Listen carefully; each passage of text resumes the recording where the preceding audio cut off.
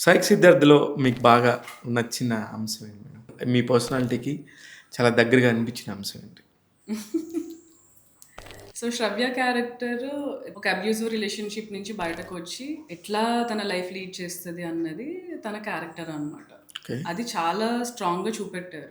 So, నేనెప్పుడూ 'కీచక' చేసిన reason గూడా అదే. హ్మ్. 'కీచక' సినిమాలో త్రూ ఔట్ నేనే హీరో.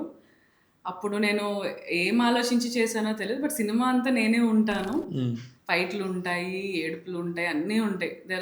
చాలా ఉంటది పెర్ఫార్మన్స్‌కి స్కోప్. ఇందులో గూడా there is so much to perform అనమాట. ఓకే. చాలా స్ట్రాంగ్ వుమెన్ క్యారెక్టర్. వరుణ్ నాకు చెప్పినప్పుడు ఇది కదా మనకు కావాల్సింది. ఎందుకంటే ఇందాక మీరన్నట్టు ఈరోజు రోజుకొక నలుగురు, ఐదుగురు కొత్త వాళ్ళొస్తూ ఉన్నారు. హీరోస్ అవ్వచ్చు, హీరోయిన్స్, యాక్టర్స్.